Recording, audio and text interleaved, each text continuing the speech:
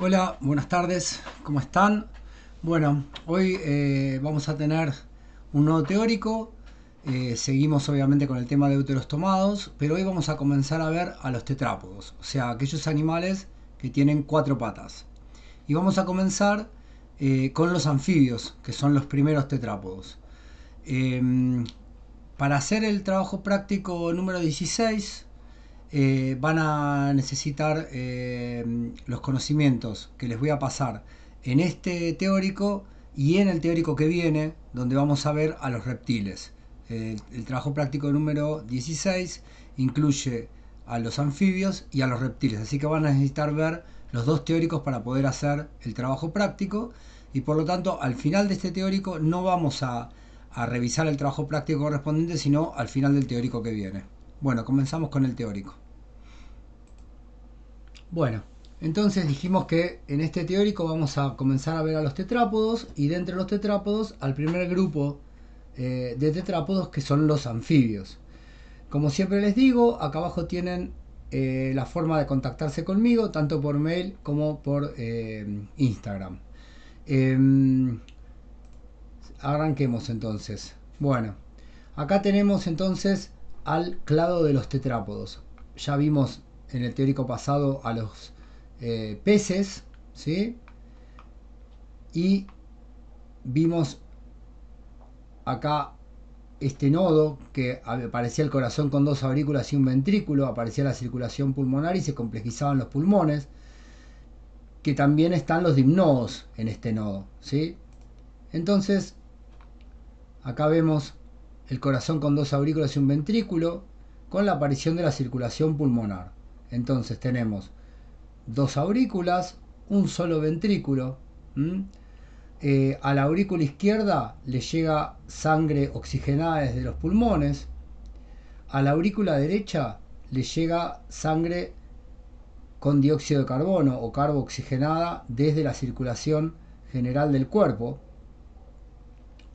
Y luego el ventrículo va a expulsar sangre hacia los pulmones para oxigenarse y hacia el resto del cuerpo. Entonces a este nivel se da cierta mezcla de sangres, ¿sí? se mezcla la sangre oxigenada y la carboxigenada, pero por una cuestión de morfológica y una cuestión de diferencia de presiones, mayormente la sangre que venía del resto del cuerpo con dióxido de carbono va a ir a parar a los pulmones para oxigenarse.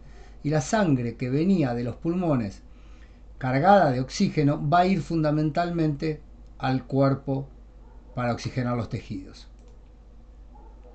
Bien, la aleta arquipterigia ya la habíamos visto. De esta aleta no exactamente de este tipo de aleta, pero una aleta similar a esta se va a originar el miembro quiridio, que es el miembro que tenemos los tetrápodos, ¿sí? Esto sucedió entre unos 359 y 416 millones de años antes del presente. Bien, acá tenemos el clado tetrápoda entonces.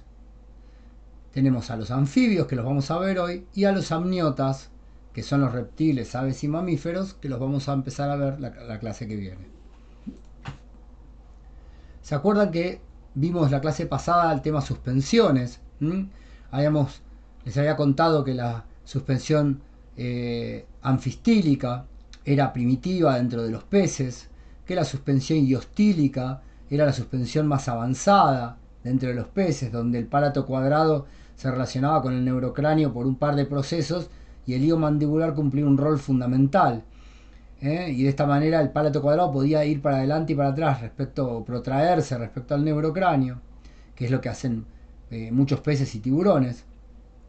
Y que la suspensión autostílica, donde el palato cuadrado se fija firmemente al neurocráneo y el hilo mandibular deja de tener un rol en la suspensión, es la suspensión de todos los tetrápodos y de peces pulmonados. Bien, vamos a ver las sinapomorfías del clado tetrápoda entonces.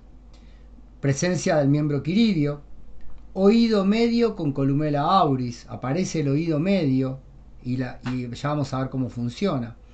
Cóndilos occipitales, aparecen los cóndilos occipitales y se diferencia la primera vértebra en una vértebra atlas. En las vértebras se desarrollan cigapófisis. La cintura pectoral se independiza del cráneo y la cintura pélvica se vincula a la columna vertebral en la región sacra.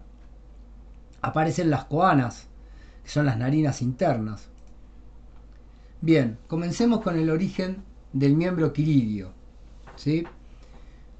Antes que nada vamos a ver el miembro quiridio, porque la mayoría no lo conoce. Es el miembro típico de un tetrápodo, ¿sí? Por ejemplo, podría ser el miembro nuestro, donde en el anterior tenemos húmero, cúbito y radio y la mano, y en el posterior tenemos fémur, tibia y peroné y el pie, ¿sí? Bien, eso es el miembro quiridio. Entonces, hace unos 359 a 416 millones de años, se da la evolución de este miembro quiridio a partir de una aleta, de una forma de una aleta arquipterigia.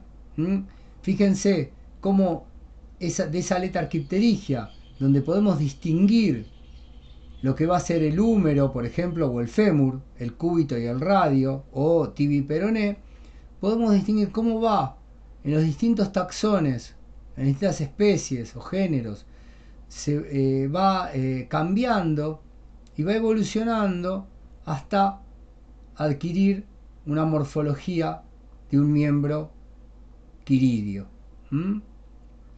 Por ejemplo, acá en Acantostega, en Ictiostega, en Tulerpeton, ¿sí? Entonces, acá vemos algo parecido. Acá tenemos Ictiostega, como este que está acá. Fíjense cómo la aleta esta se va transformando en lo que va a ser un miembro caminador. Acá tenemos un primitivo anfibio. Como siempre, yo acá les dejo la cita del trabajo original y el QR para si ustedes quieren ir a leerlo. Acá tenemos un cladograma del origen del miembro quiridio. Fíjense, esto es lo que yo me refería con una aleta tipo arquipterigia, y cómo esa aleta arquipterigia va sufriendo distintas modificaciones hasta que aparece un miembro con un miembro quiridio, con un estilopodio, un pseudopodio y un autopodio. Bien, esto es simplemente para que, con una cuestión de curiosidad, hasta el año 1994, 1995, el origen de los anfibios estaba por acá, ¿sí? En unos 359 millones de años, con Ictiostega. Pero luego se comenzaron a encontrar huesos sueltos, ¿sí? Restos fósiles, que llevaban el origen de los tetrápodos a unos 385 millones de años antes del presente. Y ahora, hace poco, en el 2010, apareció en este momento del tiempo, hace unos 397 millones de años, unas pisadas en el barro que corresponden a un tetrápodo. O sea, lleva muchísimo más atrás el origen de los tetrápodos. Este es el trabajo y este es el QR para que lo vayan a ver. Acá tienen, esta es una imagen de ese trabajo, en donde ven las pisadas fósiles en el barro, ¿sí? Obviamente esto ya es una piedra, ¿no? Pero era un barro originalmente. Ven el patrón de las pisadas y acá cómo se corresponden con el caminar de un tetrápodo. Miren. Y acá vemos una de las pisadas en detalle, fíjense los dedos, cómo se corresponde con la morfología de un miembro primitivo, con un fémur, una tibia y un peroné, y el autopodio. Bien, entonces ahora sí, el miembro quiridio actual. Dijimos que había la primera región, está dividido en tres regiones: estilopodio, pseudopodio y autopodio. En el estilopodio está el húmero en el miembro anterior o el fémur en el posterior. En el pseudopodio encontramos el radio del cúbito en el anterior y la tibia y fíbula o peroné en el posterior. Y en el autopodio vamos a encontrar tres regiones que corresponden al basipodio, que es el carpo o el tarso, lo que sería la muñeca nuestra o el tobillo. el metapodio con el metacarpo o el metatarso, ya esto es mano, ¿no? Y el acropodio con las falanges. Esto es el miembro quiridio, es el miembro de todos los tetrápodos. Todos los tetrápodos presentan o presentamos miembro quiridio con algunas modificaciones, obviamente, que hay modificaciones en cada grupo. Por ejemplo, las aves, el miembro anterior se transforma en ala, o en los delfines se transforma en aleta, pero el plan básico siempre es el mismo. ¿Recuerdan de la clase pasada esta imagen donde teníamos el neurocráneo en azul, el arco mandibular en verde con el palato cuadrado y el cartílago de Meckel, y teníamos el hilo mandibular, ¿se acuerdan? Y luego los arcos branquiales. Bueno, ¿qué pasa en los tetrápodos? Esta cavidad del espiráculo, ¿se acuerdan que era la cavidad, la abertura branquial del arco hioideo que se hacía chiquitita y se ubicaba cerca del ojo o del cráneo en los peces, en los tiburones y en las rayas? Bueno, esa cavidad se va a transformar en el oído medio de los tetrápodos y el hilo mandibular se va a incorporar a ese oído medio dando la columela auris. Recuerden que el hilo mandibular deja de tener un rol en la suspensión como pasaba en los peces porque la suspensión de los tetrápodos es autostílica. O sea que el palato cuadrado se fija firmemente al neurocráneo y el hilo mandibular quedó libre y por lo tanto se metió en el oído medio. ¿Sí? Entonces, ¿cómo funciona esto? Acá tenemos el oído interno, la cavidad del oído medio y dentro de la cavidad del oído medio el hilo mandibular transformado en columela auris. Entonces aparece una membrana timpánica. Esta membrana timpánica vibra con las vibraciones del aire. Esas vibraciones las transmite la columela auris al oído interno a través de la ventana oval y el oído interno procesa esas vibraciones y las envía al cerebro como señales eléctricas y el cerebro las transforma en sonidos. Bien, dijimos además que el cráneo aparecían los cóndilos occipitales en el cráneo, que son estos cóndilos de acá. Esos cóndilos son los que articulan con la primera vértebra, que se diferencia como vértebra axis en los tetrápodos, ¿sí? Y fíjense que la vértebra esta axis tiene dos carenas articulares para relacionarse con los cóndilos occipitales. Dijimos también que en los tetrápodos aparecen en las vértebras lo que se llaman zigapófisis, que son estas apófisis de acá, cuya función es generar una traba entre la vértebra anterior y la posterior en la columna vertebral para que la columna vertebral se mantenga rígida durante durante los movimientos de traslado del cuerpo del animal. Se mantiene rígida como una vara dura para que el animal no se deforme cuando se levanta el abdomen del suelo al levantar los miembros anteriores y posteriores y caminar. Entonces, si estas apófisis no existiesen, la columna vertebral se doblaría hacia abajo cuando el animal se incorpora. En cambio, al existir estas apófisis, la columna vertebral se mantiene como una varilla rígida y permite que el animal pueda levantar el abdomen del suelo y caminar. Bien, ¿qué más? ¿Qué otra cosa tienen de novedoso los tetrápodos? Bien, en los peces la cintura pectoral está relacionada firmemente al cráneo. ¿Qué pasa en los tetrápodos?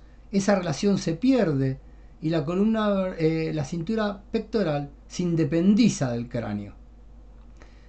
Por su parte, la cintura pélvica en los peces está embebida en la musculatura y no tiene relación con la columna vertebral.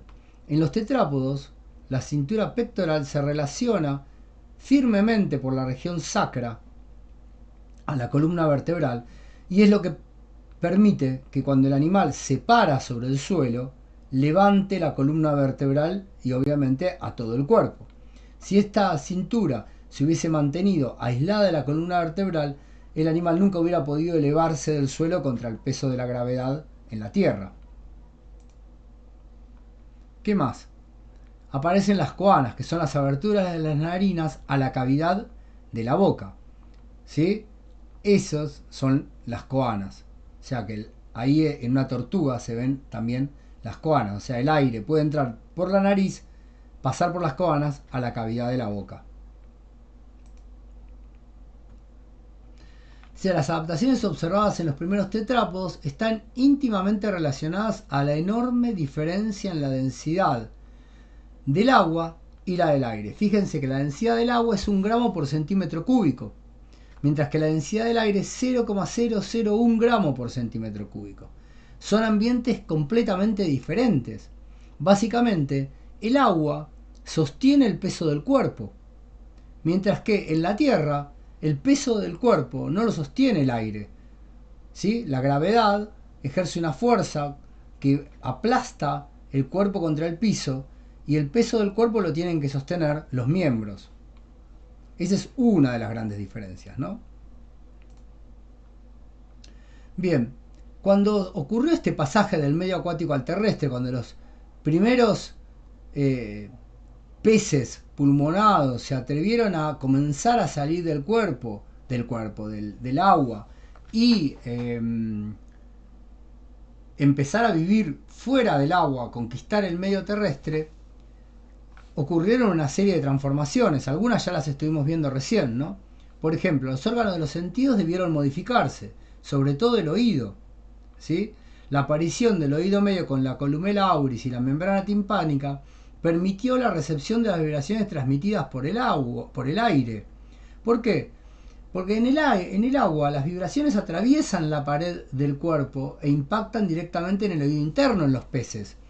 En el agua no era necesaria una membrana timpánica, porque como el agua tiene una densidad de alrededor de 1 gramo por centímetro cúbico, que es similar a la densidad, al promedio de las densidades de los distintos componentes del cuerpo. El promedio da alrededor de 1. Entonces las vibraciones del agua atraviesan el cuerpo como si fuese transparente y por tanto llegaban al oído interno y el animal podía procesarlas. Pero en el aire eso no pasa. El aire es muchísimo menos denso, ya lo vimos, ¿no? 0,001 gramos por centímetro cúbico. Y por lo tanto las vibraciones del aire rebotan contra el cuerpo. Por lo tanto, la aparición del oído medio con la membrana timpánica, la columela auris, permitió que el animal pudiese percibir esas vibraciones del aire, amplificarlas y entregarlas al oído interno para que las procese y las envíe al cerebro. La modificación de las vértebras, cinturas y la aparición del miembro quilidio solucionaron los problemas mecánicos de sostén del cuerpo y la locomoción. Lo mismo, ¿no? Ya lo dijimos. El agua sostiene el peso del cuerpo frente a la acción de la gravedad, pero en el aire no puede sostener el peso del cuerpo. Otras modificaciones incluyen la aparición de un corazón tricamerado y un circuito pulmonar y otro sistémico en el sistema circulatorio, la modificación de los ojos, la aparición de las coanas, que son las narinas internas que desembocan en el interior de la boca, glándulas en la piel para evitar la desecación, etc. Bien, veamos a los anfibios ahora. Entonces, fíjense, vamos a hacer una recapitulación. Estamos en el Phylum Chordados, Subphylum Craniata, el clado Natostomados, dentro de los natostomados sarcopterigios, dentro de los sarcopterigios tetrápodos, y dentro de los tetrápodos los anfibios actuales se agrupan en la clase anfibia, que es lo mismo que Lysanfibia. Y este grupo excluye las formas fósiles del Paleozoico que le dieron origen y comprende solo las formas actuales. Bien, ¿cómo lo definimos? Aparición de dientes pedicelados, presencia de una papila anfibiana o papila anfibiorum, bastones verdes en la retina, glándulas cutáneas, mucosas y granulares, y, además, respiración cutánea, bucofaringea y pulmonar. Bien, estos son los dientes pedicelados de los anfibios. Fíjense que esto se llama pedicelo esta porción se llama pedicelo, y sostiene al diente. Esto es dientes, el carácter dientes pedicelados. Bastones verdes en la retina. Bueno, los anfibios, los lisanfibia, tienen unos bastones verdes intercalados en la retina que le permiten al animal procesar, junto con los bastones rojos, les permiten procesar los colores a los anfibios. Y eso es fundamental a la hora de cazar, ¿sí? Ustedes saben que todos los anfibios son animalívoros, son cazadores. Además, los anfibios tienen algo súper interesante, que es, y se descubrió hace poco, que es la biofluorescencia, ¿sí? Fíjense cómo fluorescen los anfibios con cierto tipo de luz. Acá tienen el QR al trabajo donde detectaron la presencia de biofluorescencia en los anfibios, y quizás también estos bastones verdes tengan que ver con la detección de biofluorescencia en los demás anfibios. También dijimos que los anfibios, los lisanfibia, se caracterizan por la presencia de la papila amfibiorum. Bien, ¿cómo oye un anfibio? De dos maneras. Las vibraciones mayores a 1000 Hz, que son las vibraciones del aire y el agua, excitan la membrana timpánica y a través de la columela auris llega al oído interno esta vibración y es procesada por la papila basilar. Pero además hay un complejo del que forma parte el opérculo, que procesa las vibraciones de menos de 1000 Hz, que son percibidas por el miembro anterior que está apoyado en el suelo. O sea, la pata delantera apoyada en el suelo recibe vibraciones que las transmite al opérculo y a través de la papila anfibiana ingresan al oído, son procesadas por el oído interno. Entonces el animal oye vibraciones de más de 1000 Hz a través del tímpano y vibraciones de menos de 1000 Hz a través de la papila anfibiana. Dijimos además que los anfibios tenían respiración cutánea, bucofaringea y pulmonar. Bien. Entonces, bueno, la respiración cutánea es a través de toda la piel. ¿Cómo es la respiración bucofaringea y pulmonar?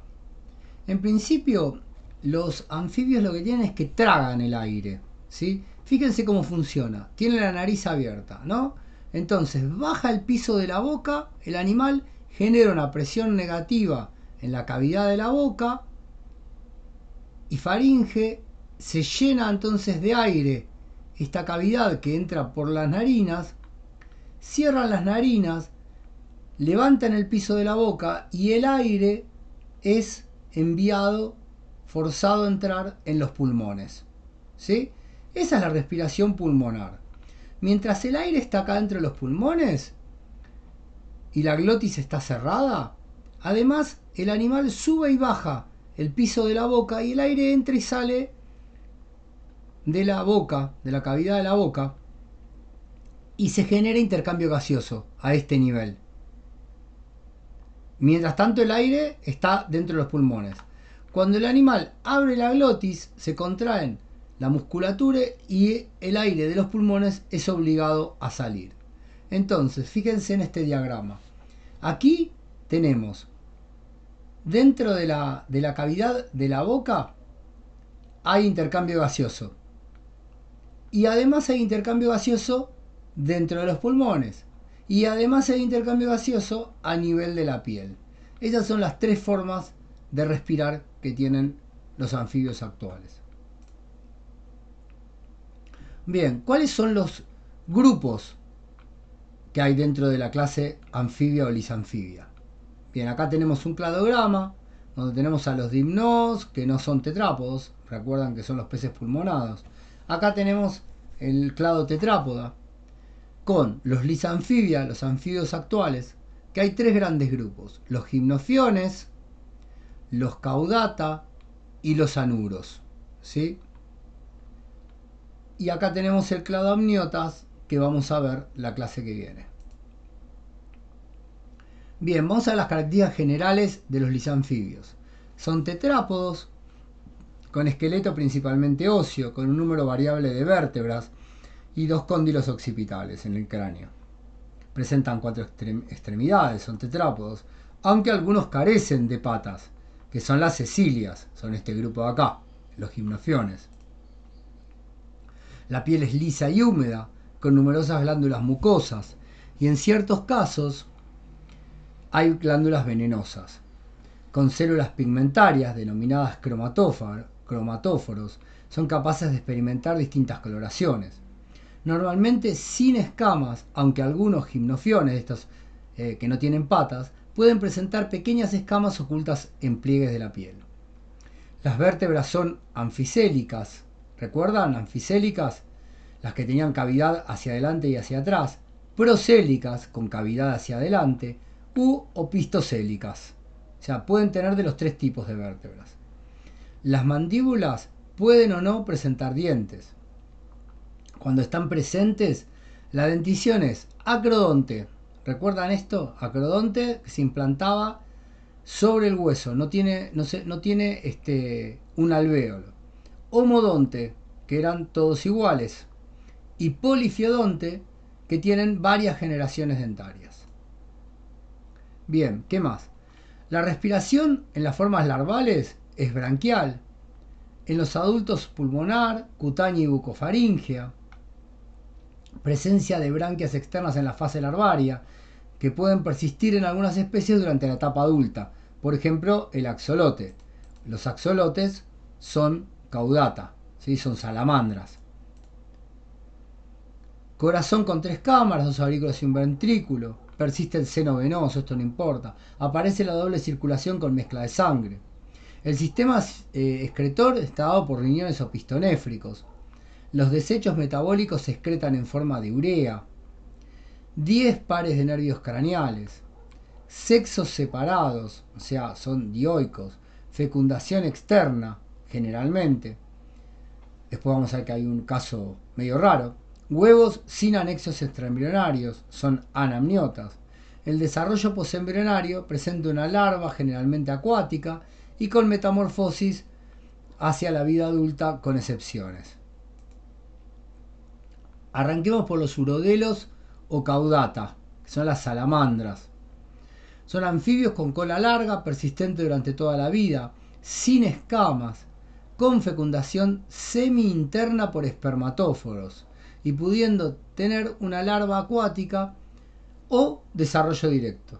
Pueden ser neoténicos, por ejemplo, salamandras y tritones. Estos son los tritones o axolotes. Y esta es una salamandra adulta. Bien, vamos con esto. Fecundación semi-interna por espermatóforos. ¿Qué sucede? Sucede que el macho deposita los espermas en una bolsita en el piso y viene la hembra, se sienta arriba de la bolsita y lo introduce en su cloaca. Por lo tanto, por eso se denomina fecundación semi-interna, porque el macho no tiene un órgano intromitente con el que deposita los espermatozoides dentro del cuerpo de la hembra.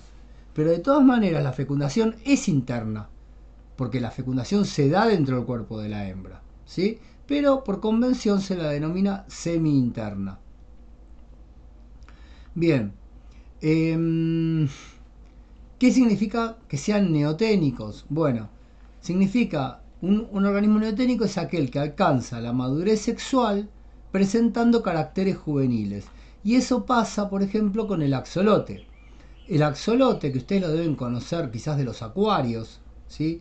O tritón, es una forma juvenil, es una larva. Fíjense que es parecido a un renacuajo, tiene patas, tiene larvas branquias externas, tiene cola. Pero en ausencia de yodo en el agua, nunca se termina la metamorfosis para transformarse en una salamandra y queda toda la vida como axolote. Pero alcanza la madurez sexual y puede reproducirse. Eso significa el término neoténico.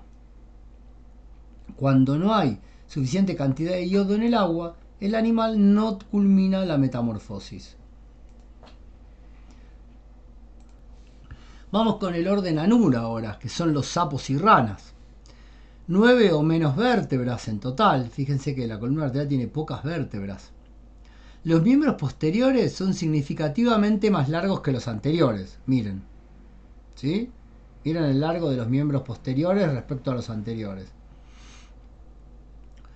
Hay fusión de huesos del zeugopodio, o sea, de cúbito y radio, y tibia y peroné.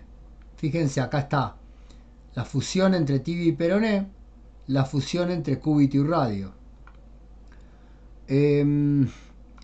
Los adultos son carnívoros, las larvas son herbívoras. Las larvas presentan piezas bucales queratinosas que les sirven para raspar las piedras del fondo para sacar musgo o pequeñas algas, ¿sí? Y hay algunas otras sinapomorfías que son típicas de los renacuajos. Pero esto es importante, los renacuajos tienen unas piezas bucales queratinosas y la forma y disposición de esas piezas sirve para identificarlas, para realizar las identificaciones sistemáticas de las larvas. Los anuros presentan una metamorfosis que ustedes deben conocer, ¿no? Donde hay renacuajos y luego una forma adulta. Entonces los adultos depositan los óvulos, las hembras y los espermatozoides de los machos en el agua, los huevos se fecundan, nacen renacuajos, estos renacuajos se van transformando, ¿sí? Primero les aparecen los miembros posteriores, luego les van a aparecer los miembros anteriores y finalmente se va a reducir la cola y va a dar un adulto. Y el tercer grupo es el de los ápoda o gimnofiones, donde lo que desaparece son los miembros pares y las cinturas. Presentan un falodeo eversible en los machos, que es esto, que es el órgano copulador de los machos. En este caso hay fecundación interna, porque los animales estos no viven en ambientes acuáticos, viven en ambientes húmedos, pero viven semienterrados. Entonces es imposible la fecundación externa fuera del agua. Presentan un par de tentáculos sensoriales en el hocico. Son anfibios con cuerpo largo y vermiforme, con pequeñas escamas embebidas en la piel. Tienen mayor cantidad de vértebras y los ojos son pequeños y se encuentran ocultos. La fecundación es interna, son ovovivíparos, aunque la mayoría tiene renacuajos nadadores. Y hay casos en los que las larvas continúan desarrollándose en el oviducto o canal sexual, alimentándose de secreciones del cuerpo materno, o sea que son ovovivíparos. Viven enterradas y se alimentan de pequeños invertebrados y gusanos, por ejemplo, cecilias. Bueno, con esto terminamos la clase de hoy. Como les dije, para poder hacer el trabajo práctico 16, van a necesitar también el teórico que viene. Así que recién en el teórico que viene vamos a revisar el trabajo práctico. Yo les recomiendo que busquen mayor información sobre la parte de metamorfosis de los anfibios anuros. Hay muchísima información en internet y obviamente en los libros. Bueno, hasta luego.